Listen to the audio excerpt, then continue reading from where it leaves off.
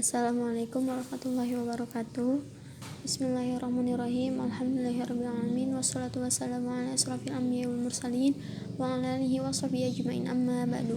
Yang terhormat kepada dosen pengampu mata kuliah manajemen SDM pendidikan, yaitu Bapak Abdul Halik MPDI, dan yang terhormat rekan-rekan semuanya. Perkenalkan, nama saya Lutfia dari kelas MPI sore.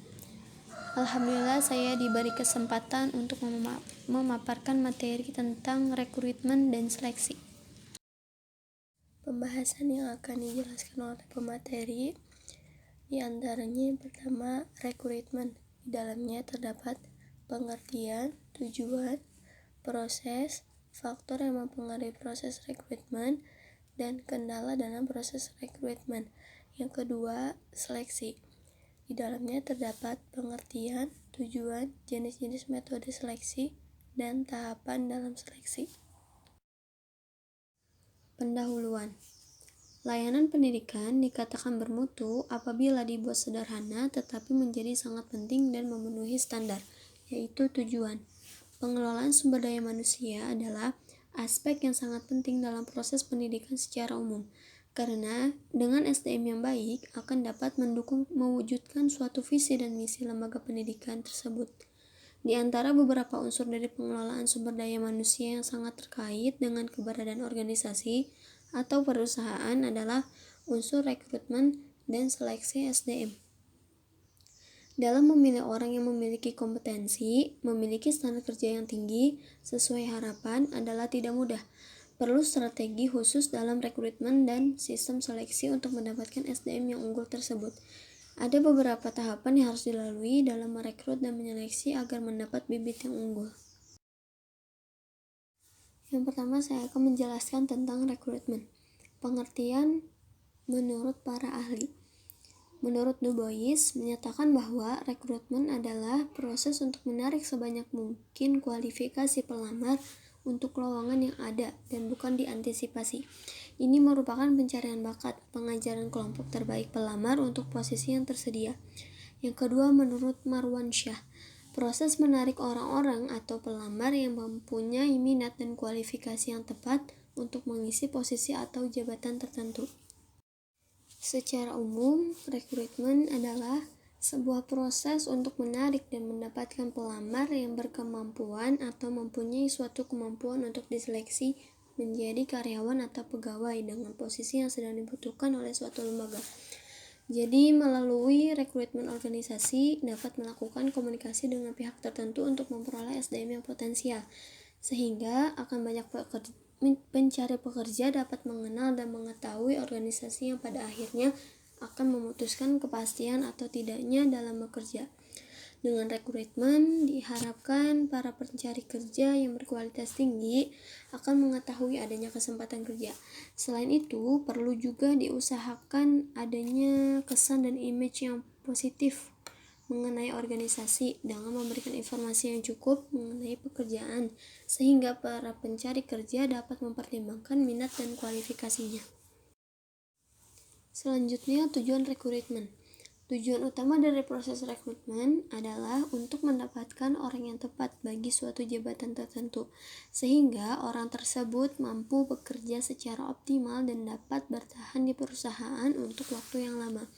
Dengan adanya proses rekrutmen ini diharapkan para calon pekerja dapat menyesuaikan dengan apa yang sedang dibutuhkan oleh lembaga atau perusahaan tersebut. Jadi, kesalahan dalam memilih orang yang tepat sangat besar dampaknya bagi perusahaan atau suatu organisasi, dan itu dapat mempengaruhi suatu tujuan yang akan dicapai oleh suatu lembaga atau perusahaan tersebut. Selanjutnya, proses rekrutmen. Ada beberapa proses yang dilalui untuk merekrutmen calon pekerja. Yang pertama, mengidentifikasi jabatan yang lowong dan beberapa jumlah tenaga yang diperlukan. Proses rekrutmen ini dimulai saat adanya bidang pekerjaan baru di perusahaan, karyawan dipindahkan atau dipromosikan ke posisi lain, atau ada alasan yang lain untuk merekrutmen suatu pekerja atau seorang pekerja. Dengan melihat dinamika dari beberapa hal tersebut, dapat mencocokkannya dengan perencanaan sumber daya manusia. Maka akan diketahui jabatan apa saja yang sedang lowong dan berapa jumlah tenaga kerja yang dibutuhkan untuk mengisi jabatan tersebut. Yang kedua yaitu mencari informasi jabatan melalui analisis jabatan. Untuk memperoleh uraian jabatan dan spesifikasi jabatan sebagai landasan dalam membuat persyaratan jabatan yang harus dibuat secara hati-hati dan sejelas mungkin agar dalam penerapannya tidak ditemui berbagai kerancuan yang mengganggu proses selanjutnya. Yang ketiga, menentukan sumber kandidat yang tepat. Dua alternatif untuk mencari kandidat yakni dari dalam perusahaan atau dari luar perusahaan. Jika diambil dari dalam, apabila kebutuhan staf untuk masa yang akan datang telah direncanakan, maka perlu juga diketahui siapa kira-kira karyawan yang ada saat ini yang dapat dipindahkan atau dipromosikan. Jika kandidat harus dicari dari luar perusahaan, maka perlu dipertimbangkan dengan cermat metode rekrutmen yang tepat untuk mendapatkan kandidat tersebut. Jadi untuk menentukan kandidat itu ada dua cara. Yang pertama dari dalam perusahaan, yang kedua dari luar perusahaan. Nah, yang dari luar perusahaan ini kita harus sangat hati-hati dalam memilih seorang pekerja karena itu memengaruhi suatu visi dan misi lembaga tersebut. Yang keempat, memilih metode-metode rekrutmen yang paling tepat untuk jabatan. Metode rekrutmen yang dapat dipilih oleh perusahaan dapat melakukan rekrutmen seperti iklan, walk-ins, dan write-ins. Perusahaan mencari tenaga kerja, lembaga pendidikan, organisasi buruh, dan lain sebagainya. Perusahaan juga dapat memilih lebih dari satu metode, tergantung situasi dan kondisi yang terjadi saat itu. Metode perekrutan akan berpengaruh besar terhadap banyaknya lamaran yang masuk ke dalam proses rekrutmen. Ini berlangsung mulai dari saat mencari pelamar hingga pengajuan lamaran oleh pelamar. Ada dua metode untuk merekrut calon karyawan baru. Yang pertama, metode tertutup, yaitu perekrutan itu hanya diinformasikan kepada para karyawan atau orang-orang tertentu saja. Jadi tidak dipublikasikan. Yang kedua, metode terbuka. Perekrutan tersebut diinformasikan secara luas melalui metode seperti memasang iklan, mencetak atau membuat iklan secara elektronik agar tersebar luas ke masyarakat. Dengan metode ini diharapkan banyak lamaran yang akan masuk, sehingga kesempatan untuk mendapatkan karyawan yang berkualitas menjadi lebih besar.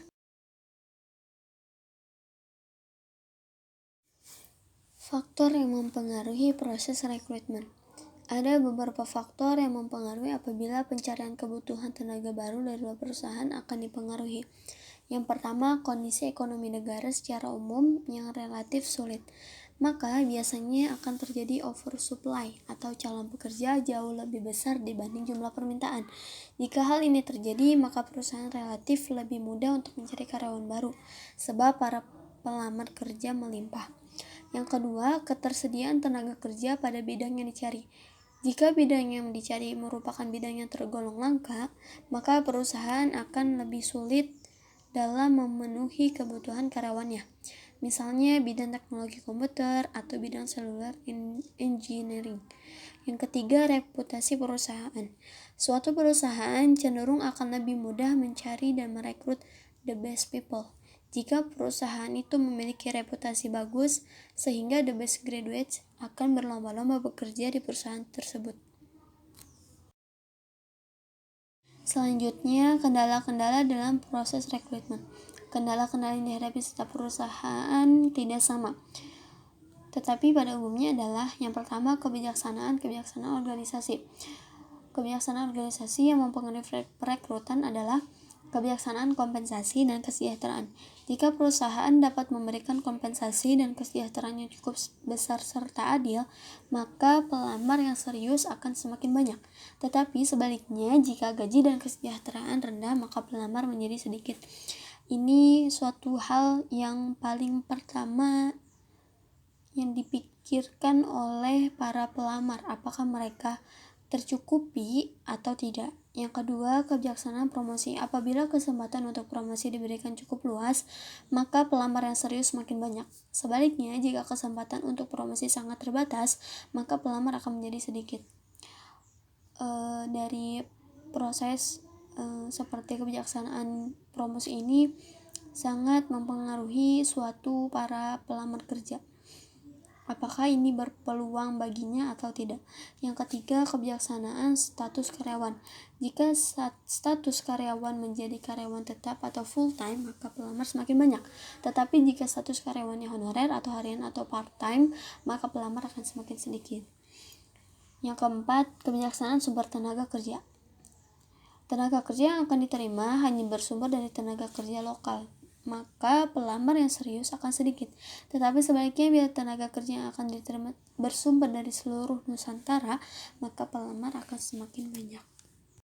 Kendala dalam proses rekrutmen yang kedua yaitu persyaratan-persyaratan jabatan. Semakin banyak persyaratan yang harus dimiliki pelamar, maka pelamar akan semakin sedikit. Sebaliknya, jika jumlah persyaratan semakin sedikit, maka pelamarnya akan semakin banyak.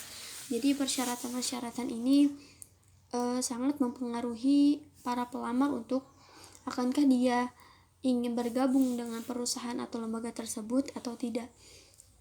Tetapi kembali ke diri mereka masing-masing. Akankah dia berusaha dengan memenuhi persyaratan yang dibutuhkan oleh perusahaan tersebut atau tidak. Yang ketiga, metode pelaksanaan perekrutan. Semakin terbuka perekrutan, maka pelamarnya akan semakin banyak. Sebaliknya, apabila perekrutan semakin tertutup, maka pelamarnya semakin sedikit. Itu tergantung kepada kebutuhan sumber daya manusia perusahaan tersebut. Akankah dia akan merekrut para pekerja dengan jumlah yang banyak atau sedikit. Yang keempat, kondisi pasar tenaga kerja. Semakin besar penawaran tenaga kerja, maka akan semakin banyak pula pelamar yang serius. Tetapi sebaliknya, jika penawaran kerja sedikit, maka pelamarnya juga semakin sedikit. Yang terakhir, solidaritas perusahaan.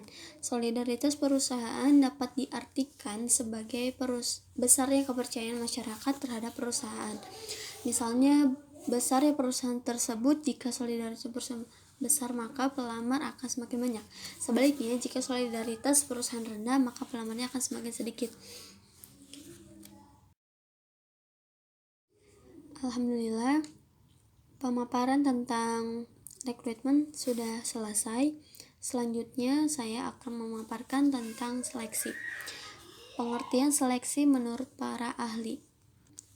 Menurut Daleoder, seleksi adalah suatu proses ketika calon karyawan dibagi dua bagian, yaitu yang akan diterima atau yang akan ditolak. Yang kedua, menurut Malayu Hasibuan, seleksi adalah suatu kegiatan pemilihan dan penentuan pelamar yang akan diterima atau ditolak untuk menjadi karyawan perusahaan. Seleksi ini didasarkan kepada spesifikasi tertentu dari setiap perusahaan bersangkutan. Secara umum, seleksi adalah proses untuk memilih pelamar untuk dijadikan karyawan dan menempatkan mereka pada posisi yang dibutuhkan oleh organisasi atau lembaga tersebut. Dengan kata lain, seleksi adalah suatu proses pencocokan kebutuhan dan persyaratan organisasi terhadap keterampilan dan kualifikasi para pelamar kerja. Proses seleksi ini harus memegang prinsip right people in the right jobs, yaitu menempatkan orang yang tepat pada pekerjaan yang tepat. Proses seleksi ini sebelumnya telah melewati proses rekrutmen. Jadi setelah rekrutmen selesai, itu beberapa orang yang sudah terpilih akan diseleksi kembali untuk ditempatkan di mana mereka ditempatkan sesuai dengan bakat yang dimiliki oleh pelamar tersebut. Yang selanjutnya, tujuan seleksi. Seleksi penerimaan pegawai baru bertujuan untuk mendapatkan hal-hal berikut. Yang pertama, karyawan yang memiliki potensi. Yang kedua, karyawan yang disiplin dan jujur. Yang ketiga, karyawan yang sesuai dengan tugas dan keahlian yang diperlukan. Yang keempat, karyawan yang terampil. Yang kelima, karyawan yang kreatif dan dinamis. Dan yang keenam, karyawan yang loyal. Dengan adanya seleksi ini, kita dapat memilih secara baik bagaimana cara menyeleksi orang-orang atau para pelamar dan ditempatkan yang sesuai dengan apa yang dibutuhkan suatu lembaga atau perusahaan tersebut. Selanjutnya, jenis-jenis metode seleksi. Ada beberapa jenis-jenis metode untuk menyeleksi seorang pelamar pekerja. Yang pertama, melalui wawancara. Wawancara merupakan dialog yang dimulai oleh satu atau lebih dari satu orang untuk mengumpulkan informasi dan mengevaluasi berbagai kualifikasi pelamar untuk bekerja. Hal-hal yang harus diperhatikan dalam proses wawancara seleksi adalah wawancara sebaiknya terstruktur, terstandarisasi, dan terfokus pada sasaran yang akan dicapai. Yang kedua, pewawancara sebaiknya mengajukan pertanyaan yang berkaitan dengan apa yang harus dilakukan untuk menghadap suatu situasi tertentu di tempat kerja.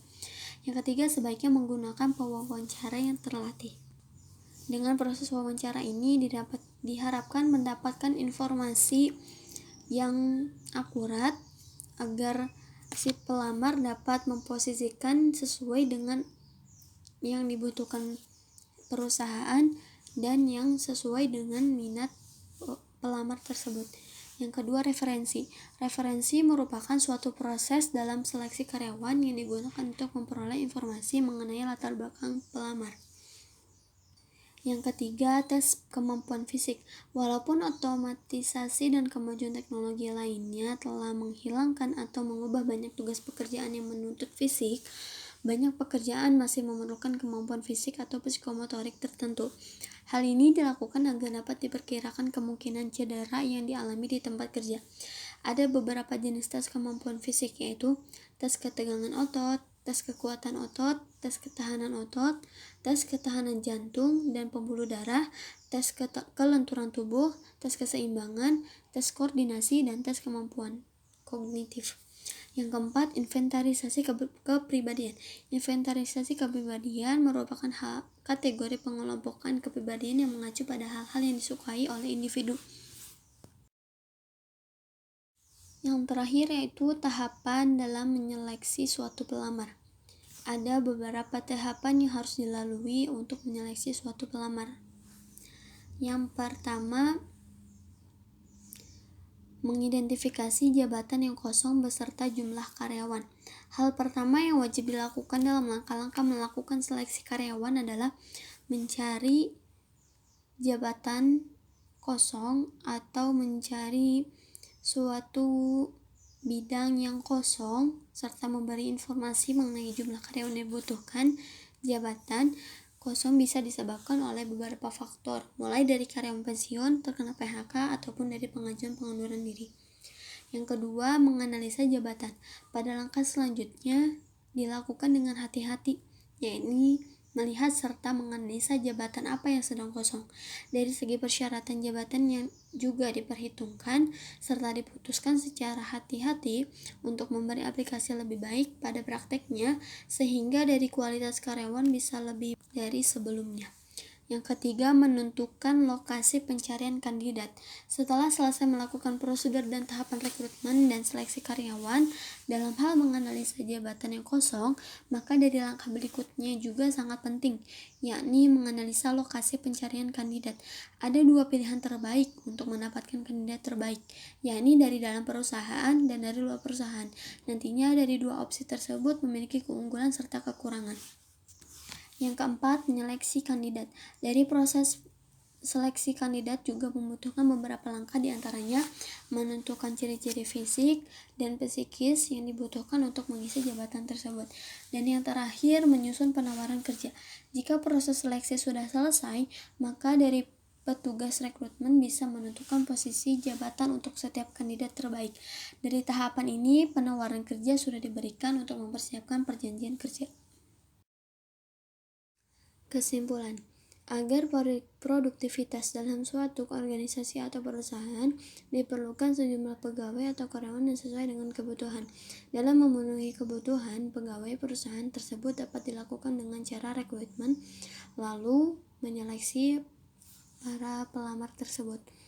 Dengan adanya proses rekrutmen dan seleksi ini diharapkan dapat memilih seseorang yang sesuai dengan jabatan yang dibutuhkan atau pekerjaan yang dibutuhkan oleh lembaga atau perusahaan tersebut. Alhamdulillah, pemaparan materi sudah selesai. Semoga dengan apa yang saya sampaikan bermanfaat bagi para pendengar dan pembaca.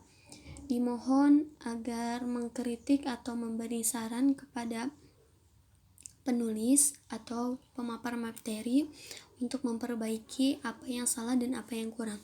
Terima kasih atas perhatiannya. Wassalamualaikum warahmatullahi wabarakatuh.